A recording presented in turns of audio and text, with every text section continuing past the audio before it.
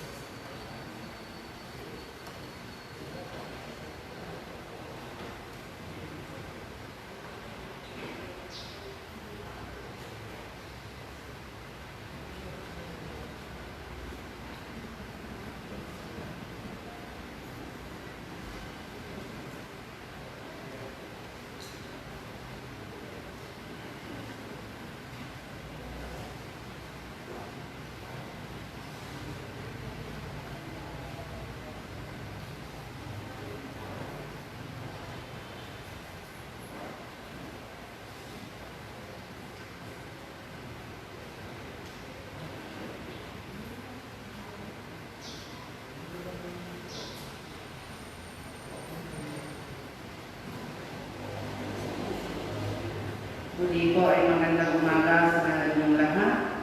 Tayo po ngayon ay nasa ika-15 linggo sa karaniwang panahon.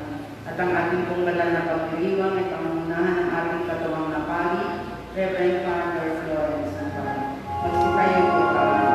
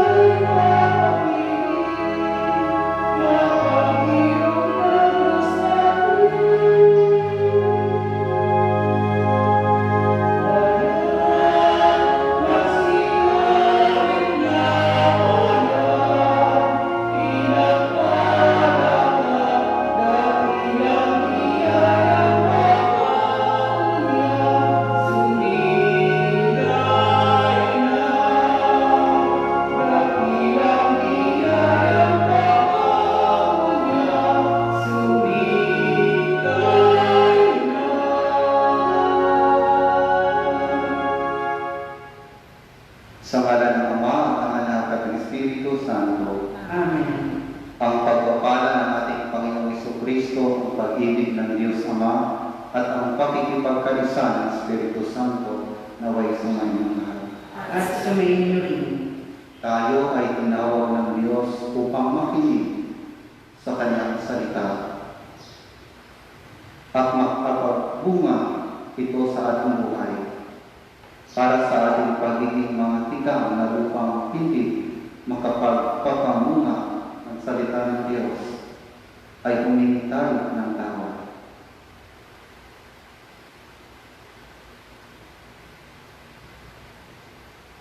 Para sa aming kakulangan, pananampalataya sa bisa ng iyong salitang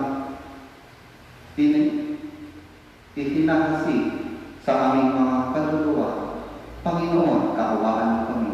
Panginoon, kaawaan mo kami. Para sa aming kahinaan at pag-asa na maaaring ibungan ng iyong salita sa aming buhay at sa lipunan aming ginagalawan. Kristo, kaawaan mo kami. Kristo, kaawaan mo kami. Para sa aming katabangan, pag-ibig sa iyo at sa aming kapwang naghahanap ng lakas at sigla galing sa iyong salita. Panginoon, kaawaan mo kami. Panginoon, kaawaan mo kami. Kaawaan tayo ng makapangyarihang Diyos, patawarin tayo sa ating mga kasalanan at patubayan tayo sa buhay na walang hanggan. Amen.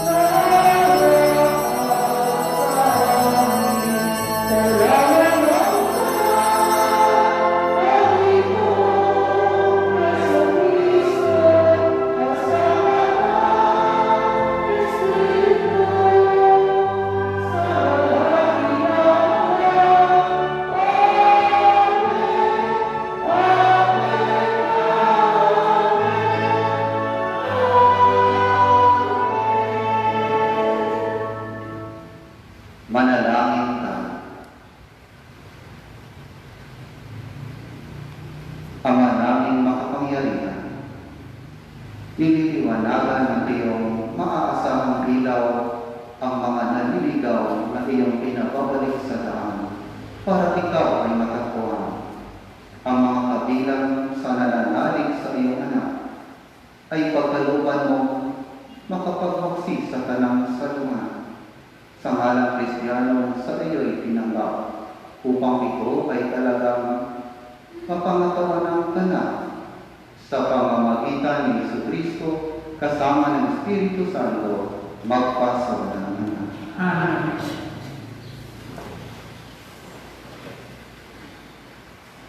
Pagbasa mula sa aklat ni Propeta Isaias. Ito ang sinabi ng Panginoon. Ang ulan at niebe, paglakpak sa lupay, di na nagbabalik.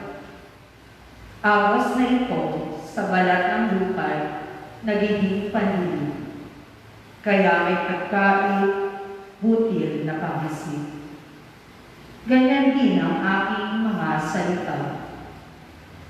Magaganap nito ang lahat kong nasa.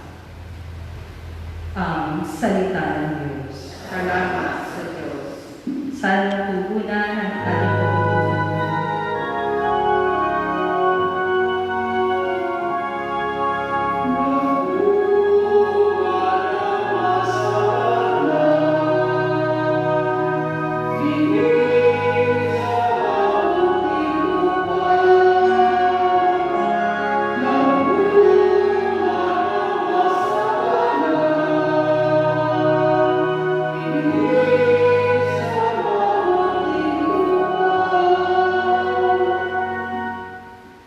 Umuulan sa lupain, ganito mo kinalina. Umuulan ang lupain, tumatabay ang lupa. Patuloy ng maagos, ang bigay mo mga batis sa halamang nasa lupa, ay ito ang bumibili. Ganito ang ginawa mo, na hindi mo ikinahit. Tugon ko.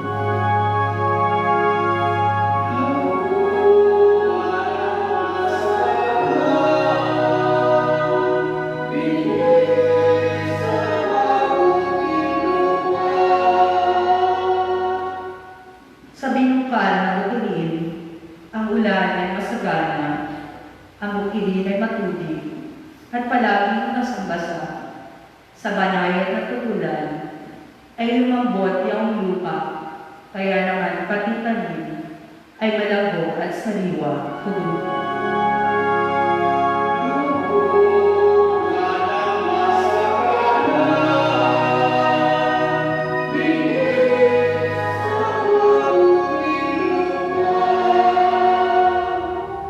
Nag-aani ng marami sa tulong mong gumagawa at saan man mapunta kay masagana. Ang pastulay puno ng matabang mga kawan. Naghahari ang gala sa lahat ng kabulan. Tugon ko.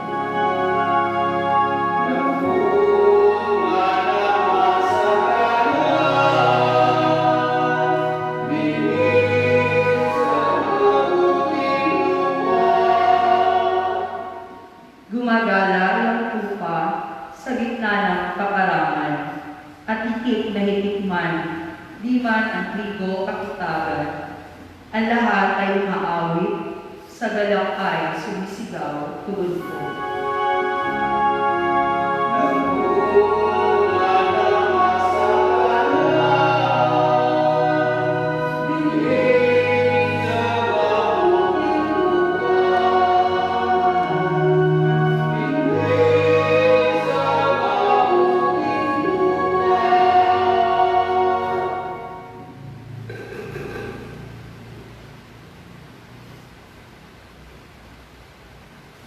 Pagbasa mula sa sulat ni Apostol San Pablo sa mga taga-Roma.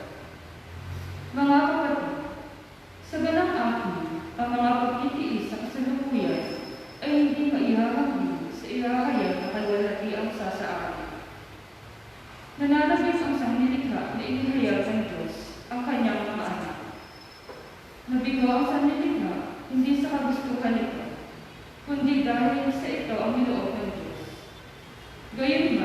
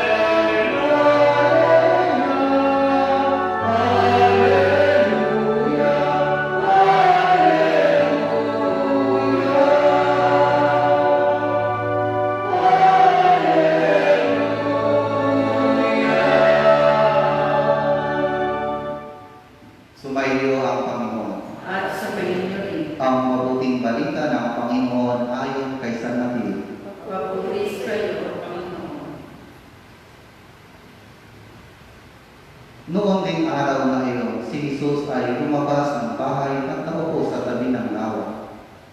Pinagkalipunan siya ng makapal na tao, kaya sumakay siya sa isang bangka doon naupo. Nasa dalampasigan naman ang mga tao at nagturo siya ng maraming bagay sa pamamagitan ng mga talinghaga.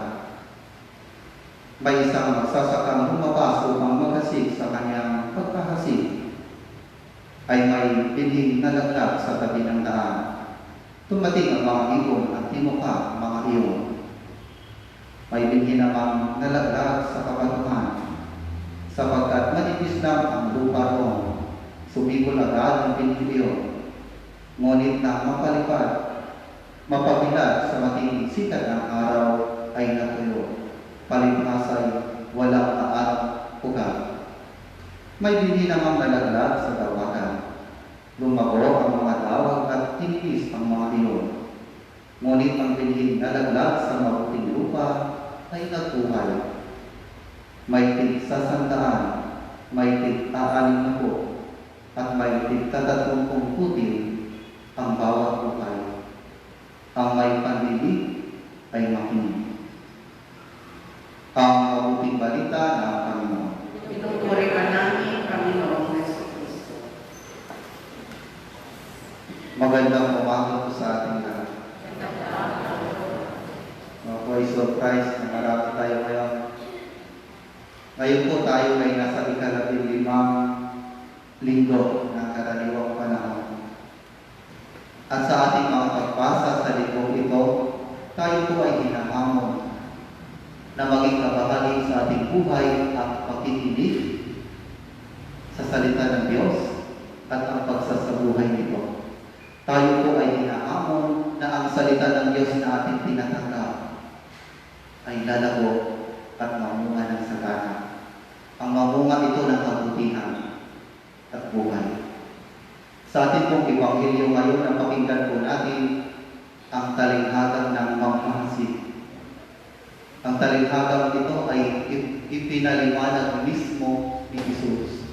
Ang binhi ay ang salita ng Diyos at ang lupa ay ang puso ng bawat tao na nakarinig sa salita ng Diyos. Ipinahayag po sa atin dito na may iba't ibang uri ng pagtanggap sa salita ng Diyos. Ipinakita sa atin dito na may 4 na uri ng tao. Tingnan natin dito. Una po, may mga tao na tumanggap sa salita ng Diyos pero hindi pinahalagahan. Narinig nila pero hindi nila pinahalagahan. Narinig pero parang binabaliwalanan. Hindi piniingatan. Parang dead lang. Ito po yung mga binhi na nahulog sa tabi ng daan. Tinapak-tapakan lang. Hindi pinahalagahan. Talaga pong may mga tao na hindi nagpapahalaga sa salita ng Diyos. Nawa hindi tayo isa sa mga iyon. May Biblia, pero tinago lang. May mga tao na kapag makarinig ng salita ng Diyos, sa banal na misa, sa radyo o sa TV, marinig sa tainga, labas lang sa kabilang tainga, parang wala na. Siguro sa isip nila, wala namang makitulong sa akin yan. Palagi naman nagbabasa, wala namang nangyayari sa ating buhay. Ang tanong ko sa atin dito, ang salita ng Diyos ay iyong pinakahalagahan. Pangalawa po, may mga tao na tumanggap sa salita ng Diyos pero mababaw lang. Mababaw lang. Sila yung masayang tumanggap sa salita ng Diyos pero hindi rin nagtagal dahil nadala ko sila sa mga tukso at paghihirap sa buhay. So huwag po natin malimutin yung mga tukso at paghihirap sa buhay. Hihilain tayo niyan pabalik. Ito po yung binhi na nahulog sa batuhan. Na nakagamot ang binhi pero namatay lang din kasi mababaw lang yung gamot. May mga tao po na madali lang matukso. Ang bawat isa sa atin ay may kahinaan. Pero ang problema kapag tayo ay yung kinokontrol ng ating kahinaan, talagang hindi gagamot ang salita ng Diyos. May mga tao din na ang kahinaan nila yung mga problema o mga pinagdadaanan sa buhay. Madaling silang bibigay. Napakahalaga na linangin yung puso natin, patabain yung puso natin para makagamot yung salita ng Diyos. Tanggalin yung mga bato-bato, tinikta mo sa puso natin. Minsan yun po yung nagpipil na makagamot ng malalim ang salita ng Diyos. Itanong po natin dito, mababaw lang ba ang iyong pagtanggap sa salita ng Diyos? Kapag mababaw lang, di talaga madali po tayong bumigay sa mga pagsubok at tukso. Pangatlo, may mga tao na tumanggap sa salita ng Diyos pero walang bunga. Napakinggan nila at masayang tinanggap ang salita ng Diyos, ngunit hindi ito nagbunga. Hindi sila naging productive. Sabi po ni Jesus, dahil po sa yaman at sa mga mahahalay na bagay sa mundong ito. Dahil sila ay nagiging makasarili, naging sakit sa yaman, naging mahalay, naging immoral. Ito po yung binhi na nahulog sa tinikan.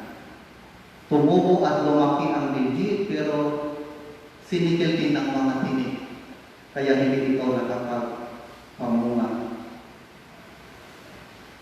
Masaya nilang tinanggap ang salita ng Diyos, ngunit sila ay biglang nagtago.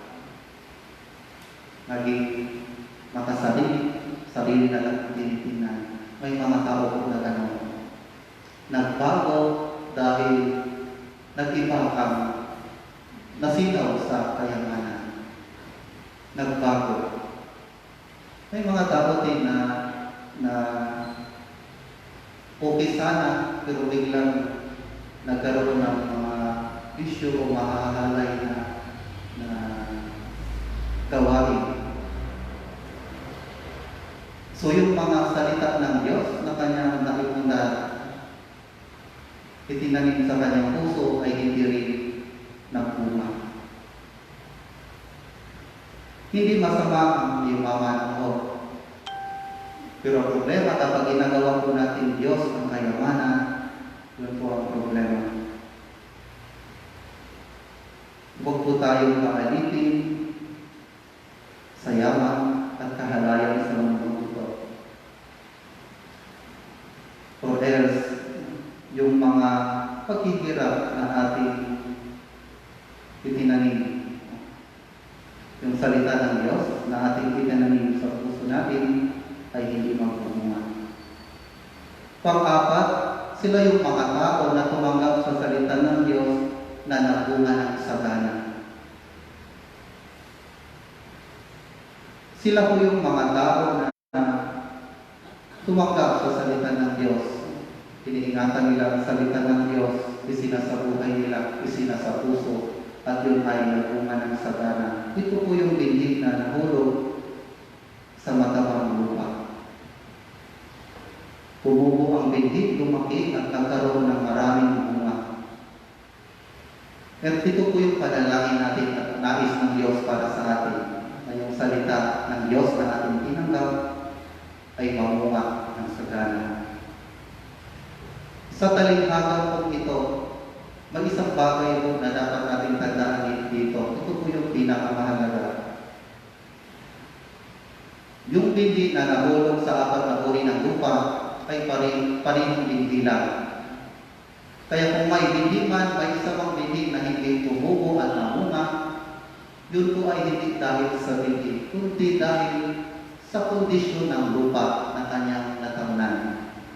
Ibig sabihin, ang titignan natin dito ay hindi yung binhi, kundi yung lupa na natamnan ng binhi.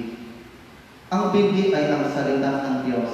Wala pong problema sa salita ng Diyos. Ang salita ng Diyos ay buhay. Palagi buhay. It is life. Wala po itong problema. Ang problema ay ang lupa na natamnan nito. At ang lupa na tinutukoy ni Jesus ay ang puso ng bawat tao. Ang bawat isa sa atin. Ang titignan natin ay ang sarili natin.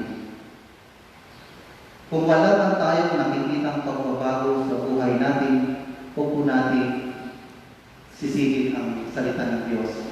Walang bisa ang salita ng Diyos. Matagal na akong nagbabasa ng Biblia, walang nangyayari sa aking buhay. Huwag po. Ang titingnan natin ang sarili natin.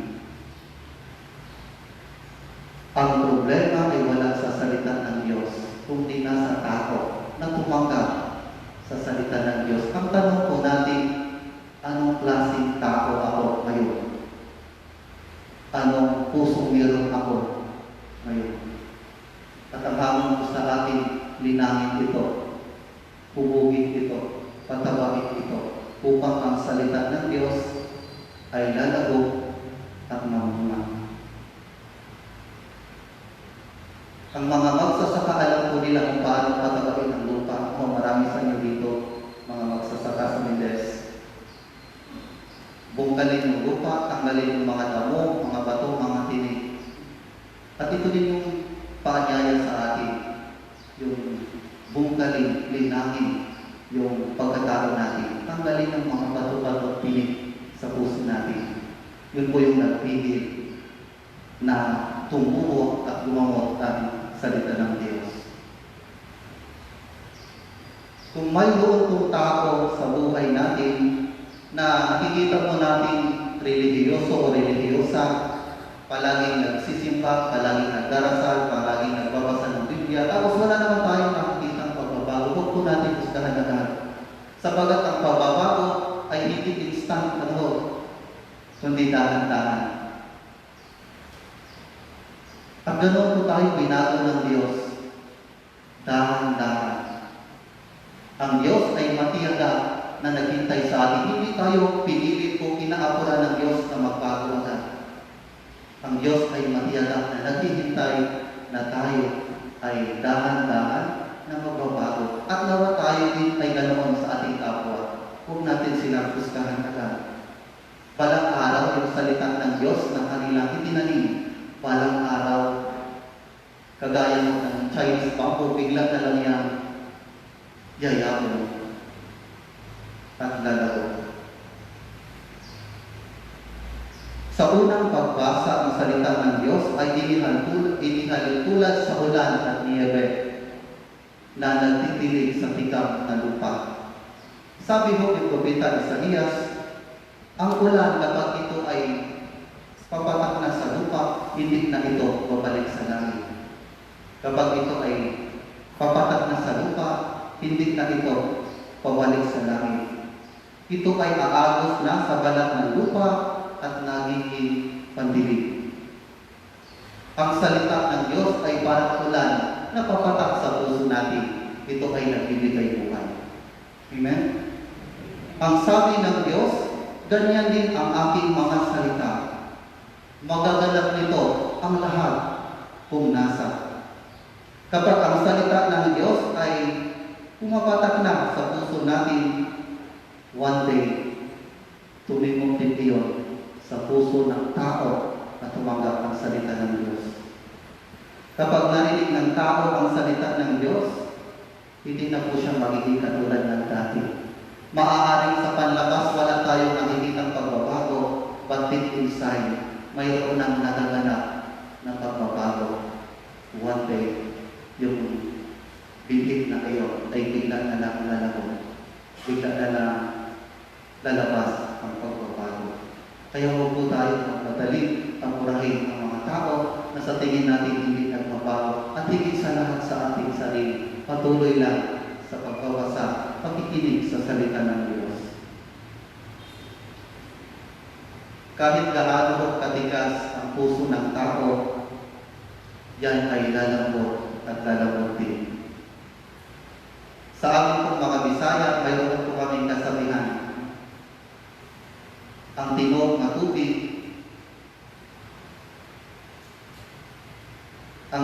na tubig, makapahumok kihapon sa dahil na bato. May mga Bisaya pa dito. Ang tinog na tubig, makapahumok kihapon sa dahil na bato. Ibig kong sabihin, yung mga patak ng tubig, kapag patuloy ito, kahit gaano katigas ang isang bato, lalabot at lalabot niya. Ang salita ng Diyos ay ganoon din, ayon kay Propeta Isaías. Kapag ito ay pumatak na sa lupa, hindi na ito babalik sa langit. Ito ay magiging pantilig sa lupa. Kayo po palaging nagbabasa ng Biblia, palaging nagdilay-dilay sa salita ng Diyos. One day, you will enjoy the fruit, yung bunga ng inyong itinanim. Amen? Dalawang bagay po nais ko pong pabunin natin sa ating pag-uwi. Kapag nilay-nilayan natin, una, magsikap tayo na baguhin ang ating sarili. Okay lang mag-struggles. Ang mag-struggles ay kabahagi na magbago tayo. Kailangan natin mag-struggles upang makamit natin ang pagbabago na gusto natin. Pagsikapin natin tanggalin yung mga bato-bato, tamok, tinik sa puso natin. Pagtapatin natin ito. Yung pagkatao natin, yung puso natin, upang ang salita ng Diyos ay gagawang at mamuwanan sa tanan. Pangalawa, magbasa po tayo ng Biblia. Patuloy po tayo magbasa. Buksan natin ang ating Biblia sa ating tahanan. Pag nilay-nilayan natin yung mga pagbasa araw-araw. Gawin natin kabahagi dito ng ating buhay. Wala pa tayong nakikita pagbabago sa sarili natin. Tuloy lang. Tuloy lang. One day you will surprise sa pagbabago na nangyayari sa inyong buhay. Ang mensahe sa ating Ebanghelyo ay malinaw. Ang salita ay parang bitin na itinanim sa ating puso. At ito ay inaasahan na lalagot at mamunga ng sagana. Amen? Magandang umaga po sa ating lahat. Magsitayo po tayo at ipahayag natin ang ating pananampalataya. Sumasampalataya ako sa Diyos ng mga kapangyarihan sa lahat na may gawanan namin at lupa. Sumasampalataya ako kay Jesucristo, isang anak ng Diyos, Panginoon natin lahat, nagkatawang tao sa lalang ng Espiritu Santo, pinanganak sa Santa Maria ng Virgen, pinagpakasakit ni Poncio Pilato, pinako sa krus na matay iligin, nanako sa kinaroroonan ng mga yumao, na ngayon katong araw ng buhay ng maguli, umakyat sa langit, nalulubos sa kanan ng Diyos ang mga makapangyarihan sa lahat. Doon ang umulang parilito at tubuong sa nangabubuhay at namamatay ng tao. Sumasampalataya naman ako sa Diyos Espiritu Santo, sa banal na simbahang Katolika, sa kasamahan ng mga banal, sa kapatawaran ng mga kasalanan, sa pagkabuhay ng muli ng namamatay na tao, at sa buhay na walang hanggan. Amen. Hingin natin sa Diyos na matanggap natin ng maayos ang kanyang salita at mapamuhat ito sa ating buhay. Ang ating tugon sa bawat kahilingan hanggang mapagpala, pagyamanin mo ang iyong salita sa aming puso. Amang mapagpala, pagyamanin mo ang iyong salita sa aming puso. Para sa namumuno sa simbahan, upang kanilang mapagnilayan na sa buhay, may talagang ang salita ng Diyos sa lahat ng sulok ng daigdig. Manalangin tayo sa Panginoon. Amang mapagpala, pagyamanin mo ang iyong salita sa aming puso.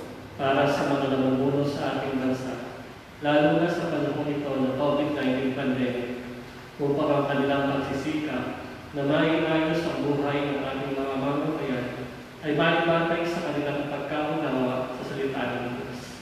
Manalangin tayo sa Panginoon. Amang mapagpala, pagyamanin mo ang iyong salita sa aming puso.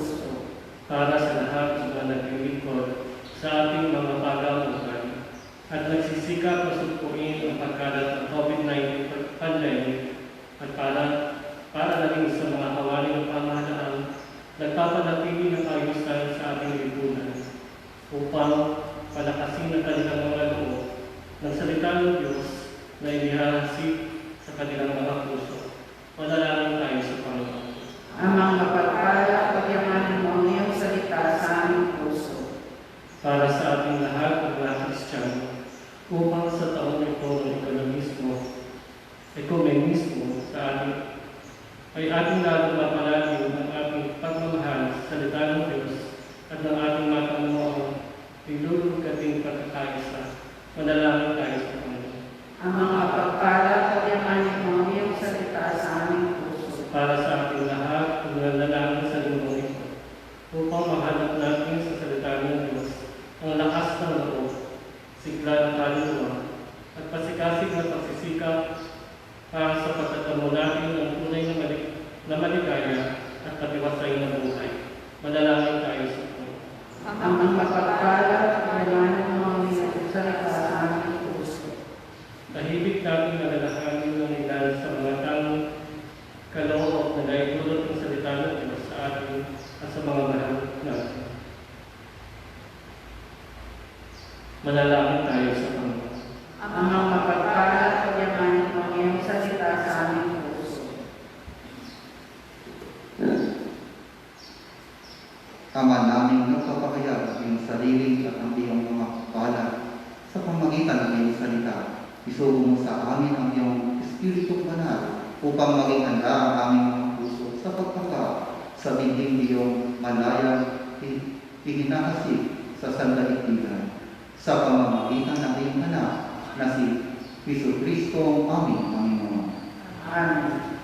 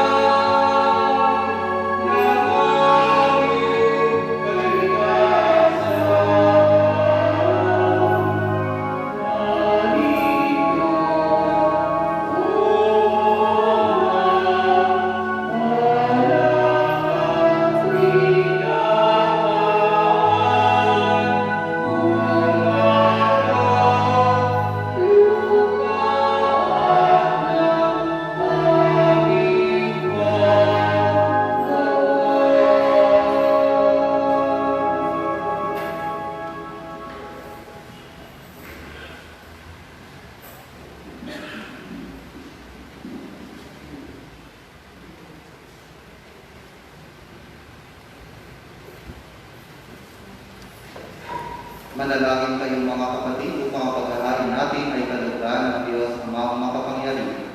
Tanggapin nawa ng Panginoon itong paghahain sa iyong mga kamay, sa kapurihan niya at karangalan, sa ating kapakinabangan, at sa buos ng bayanan niyang banal. Ama naming lumikha, tunghayan mo ang mga alay ng iyong sumasamong sambayanan, at tanggapin mo ang mga ito para madagdagan ang iyong kabanalan sa mga nananalig na tunay sa pamamagitan ni Jesucristo kasama ng Espiritu Santo magpasawalang hanggan. Amen. Sumainyo ang Panginoon. At sumayin niyo, Itaas sa Diyos ang inyong puso at diwa. tinaas na namin sa Panginoon. Pasalamatan natin ang Panginoong ating Diyos. Narapat na siya ay pasalamatan. Ama naming makapangyarihan, tunay ngang marapat na ikaw ay aming pasalamatan, na sa iyo ang aming buhay, pagkilos at pag-iral sa pamumuhay namin araw-araw. Tinatamasa namin ang iyong pagmamahal sa pag-ibig mong ipinunla sa sangkatauhan.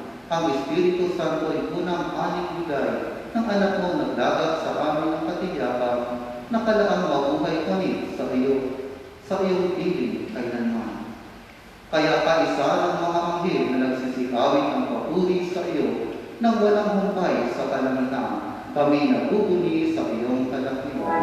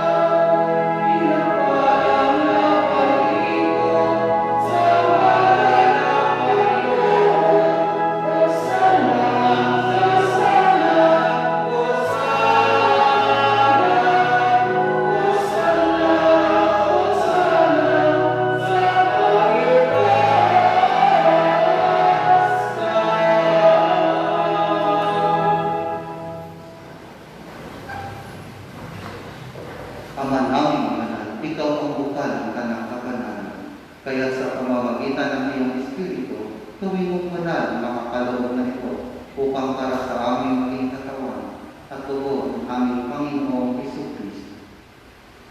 Bago niya pinagtiis ang pusang loob na maging ito, hinawakan niya ang tinapay, pinasalamatan kanya, pinaghati-hati niya ito, inihapon sa kanyang mga alagad at sinabi, tanggapin ninyong lahat ito at amin. Ito ang aking katawan na ihahandog para sa inyo.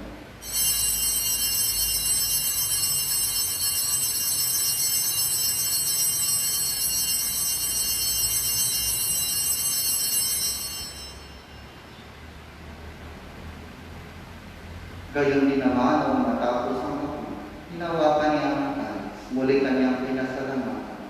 Iniyabot niya ang talis sa kanyang mga alagad at sinabi, tanggapin ninyong lahat ito at hindi. Ito ang talis ng aking dugo, ng bago at walang hanggang timan. Ang aking dugo na ibubuhos para sa inyo at para sa lahat, sa ikapagpapatawad ng mga kasalanan. Gawin ninyo ito sa pag-alala sa akin.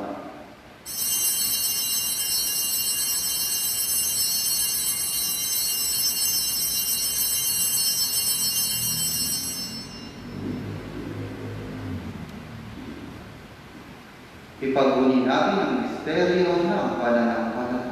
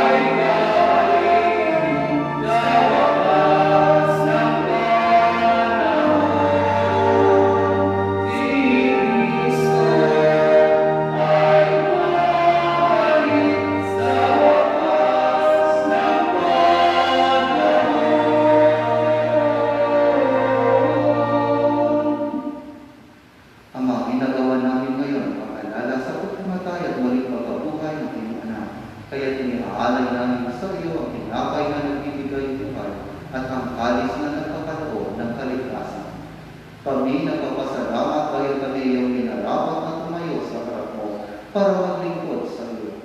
Isinasamo namin kami magsasalo-salo sa katawan ng dugo ni Kristo ay marupot sa pagkakaisa sa pamamagitan ng Espiritu Santo.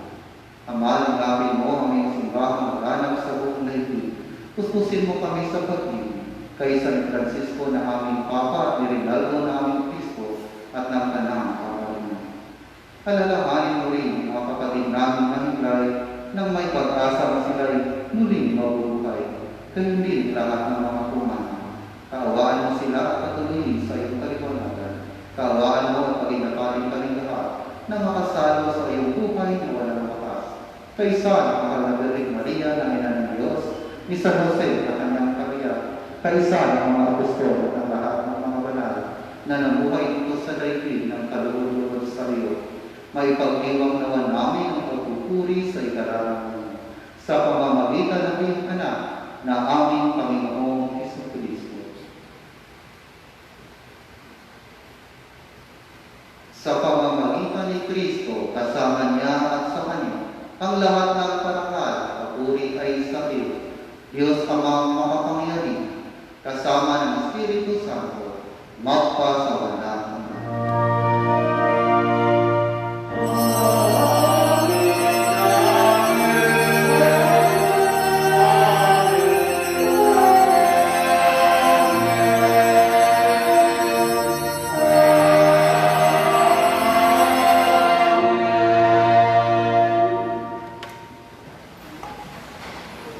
Sa tagubili ng mga nakagagaling na utos at turo ni Jesus na Panginoon natin at Diyos, ipahayag natin lakas loob.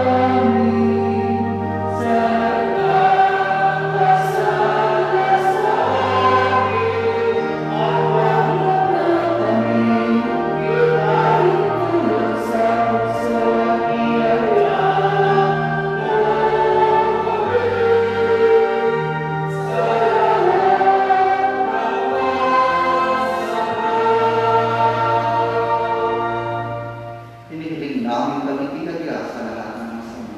Pagkanuman, kapayapaan, araw-araw, iligtas sa kasalanan at inayo sa lahat ng kapahamakan. Samantalang aming pinananalikan ang dakilang araw ng pagpapahayag ng tagapagligtas namin si Jesucristo.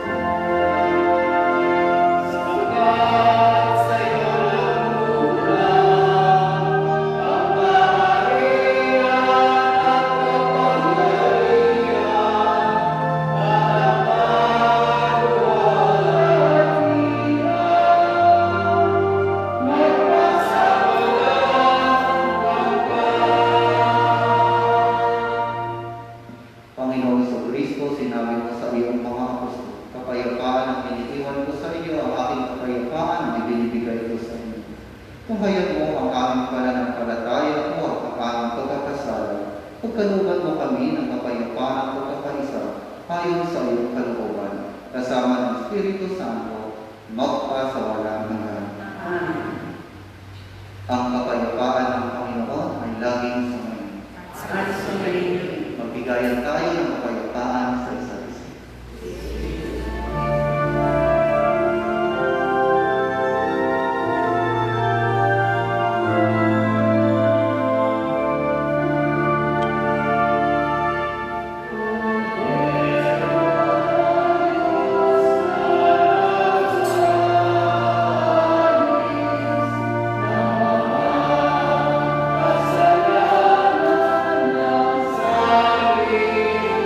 Sa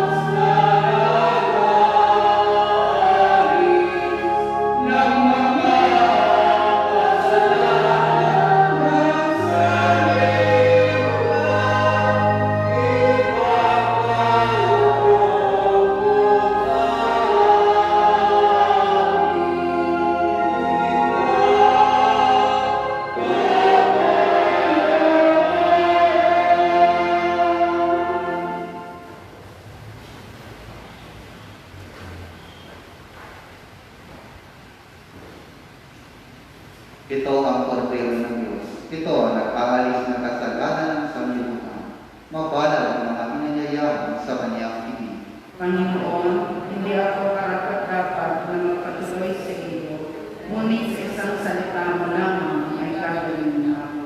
Ang katawan ni Kristo. Amen.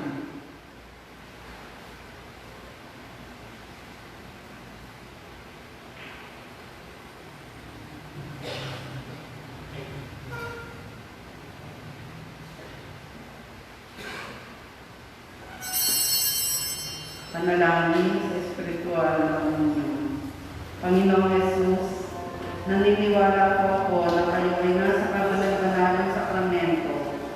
Minamahal po kayo ng higit pa sa anumang bagay at nananabik ako na tanggapin kayo sa aking kaluluwa. Dahil sa hindi ko po kayo matatanggap ngayon sa banal na sakramento, tumuloy po kayo sa aking puso sa parang espiritual. Niyayakap ko po kayo na para na kayong nasa akin at iniuugnay ko ang aking buong sarili sa inyo. Amen.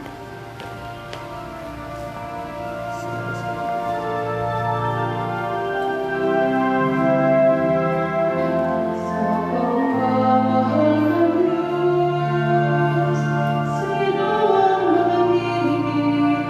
Meron ka bang nababalik?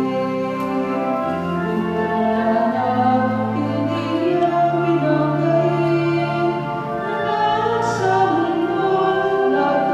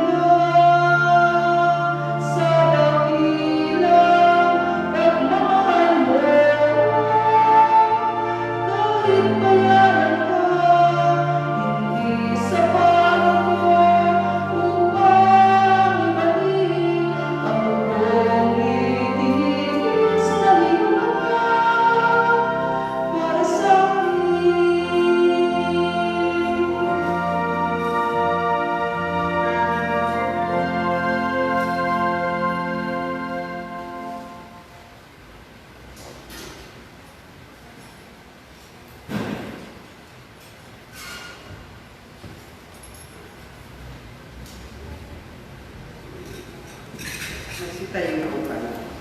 Manalangin tayo.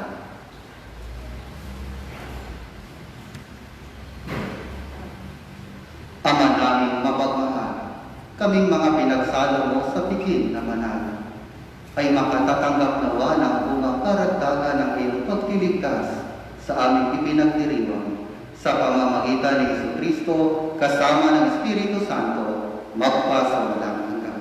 Amen.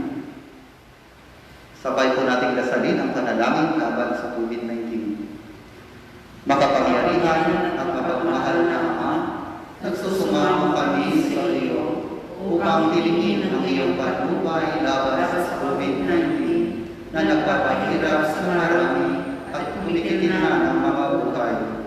Gabayan mo ang mga nalupasan na akasan na tumuklas ng mga lunas at paraan upang ihinto ang paglaganap nito.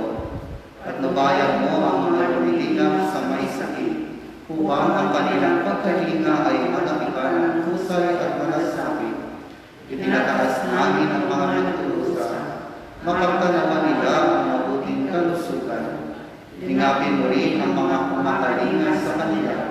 Pagkamitin mo ng kapayapaan walang hanggan ang mga pumanaw na. Pagkalooban mo kami ng biyaya na magtulong-tulong tungo sa ikabubuti ng lahat. Pukarin sa amin ang pagmamalasakit sa mga nangangailangan. Nagsusungaw kami na iyong ihinto na ang pagkakanap ng virus at ipag-alya kami sa lahat ng mga tao. Inihiling namin ito sa pamagitan ng Isus Kristo na sa buhay, haring kasama mo at ang Espiritu Santo, iisang Diyos, magpasawalang lahat. Dumudulog kami sa iyong patnubay, mahal na Ina ng Diyos. Pakinggan mo ang aming mga kahilingan sa aming pangangailangan at ipag-alya mo kami sa lahat ng kasamaan, maluwalhati at pinagpalang Birhen. Mahal na Birhen, mapagpagaling sa may sakit. Panalangin mo kami. San Rafael Arcangel, Ipanalangin mo kami. San Roque, Ipanalangin mo kami. San Agustin, Ipanalangin mo kami. San Lorenzo Luis, Ipanalangin mo kami. San Pedro Calonso. Ipanalangin mo kami. Mga kapatid, patabahin po natin ang lupa. Patabahin natin ang puso natin, linangin natin ang sarili natin upang ang salita ng Diyos natin itinanim ay lalago at mamunga ng sagana. Amen? Amen. Sumainyo ang Panginoon. At sa kayo rin. Pagpalain kayo ng makapangyarihang Diyos, Ama at Anak at ang Espiritu Santo. Tapos ng ating banal na misa, humayo kayo sa taglay ang kapayapaan upang ang ating kapwa at ang Panginoon ay paglingkuran. Salamat.